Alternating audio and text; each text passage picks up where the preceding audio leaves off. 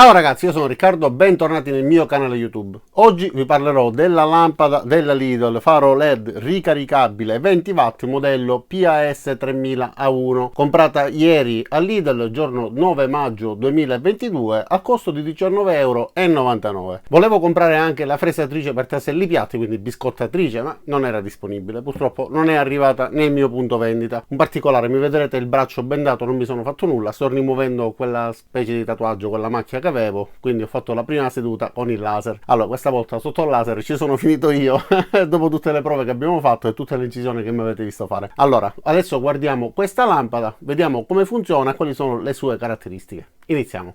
Viene venduta all'interno di questa scatola in cartone illustrata con alcune informazioni e all'interno troveremo un manuale di istruzioni e il cavo di ricarica USB di tipo C.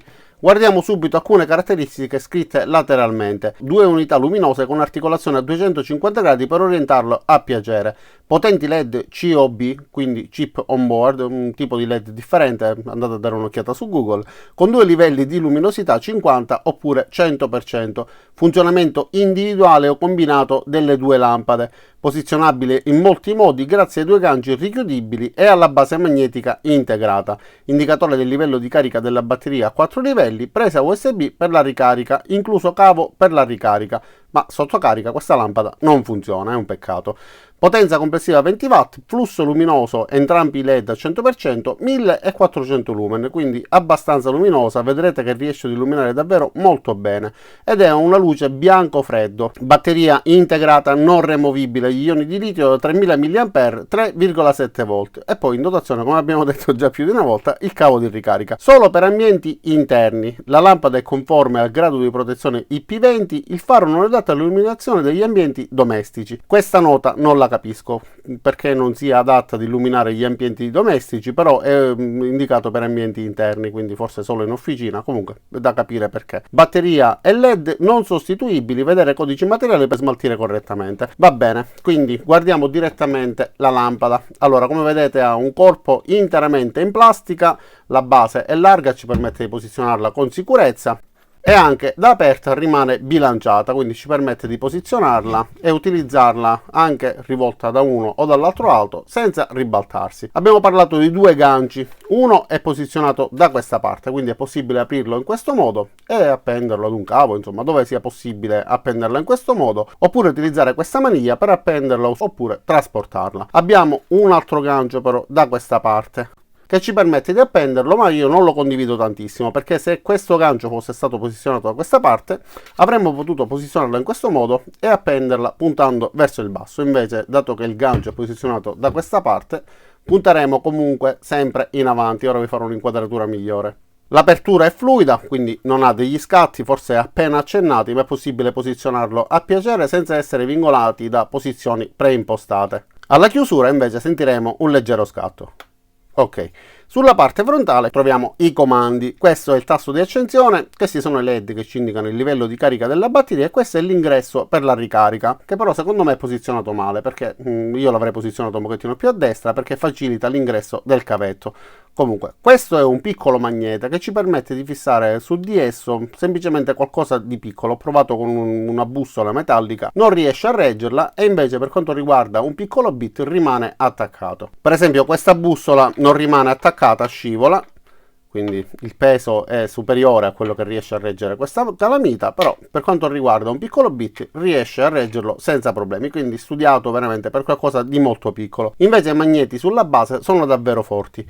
Guardate, allora guardate se riesco a posizionarlo bene perché ho poca superficie a disposizione, riesco ad appendere la lampada ad un solo magnete, quindi figuriamoci con tutte e 4. Accendiamola adesso, guardiamo il suo funzionamento.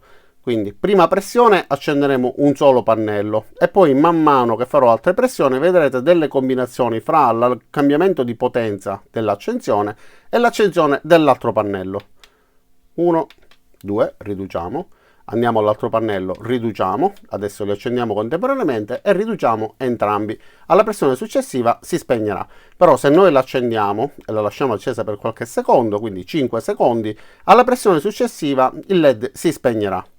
E non è presente un tasto per poter consultare il livello di carica della batteria, come accade per esempio sulle batterie degli avvitatori, ma bisognerà accenderla, quindi si accenderanno i LED e potremo vedere quanta ricarica abbiamo ancora a disposizione. E adesso, per farvi vedere la sua potenza luminosa, vi farò vedere delle riprese che ho realizzato ieri sera in esterno e al buio, in modo da renderci conto di quanto sia potente.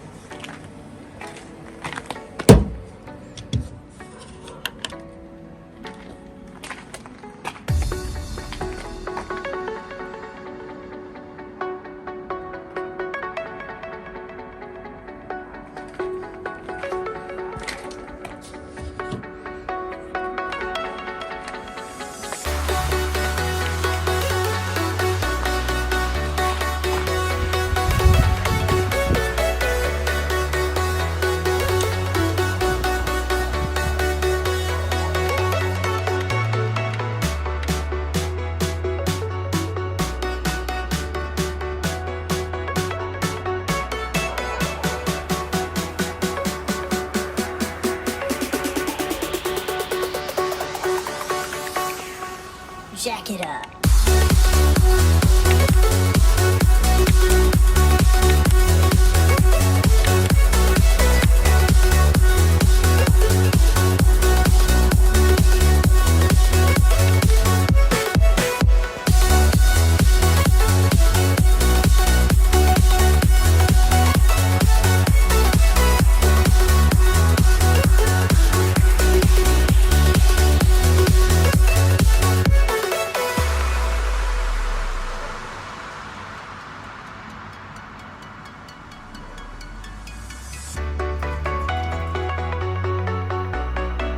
E allora ragazzi, quindi cosa dire di questa lampada LED? Innanzitutto finalmente hanno fatto i magneti con la gomma sopra, quindi abbiamo la possibilità di poggiarlo, come avete visto nelle riprese in esterno, su una carrozzeria senza il rischio di danneggiarla.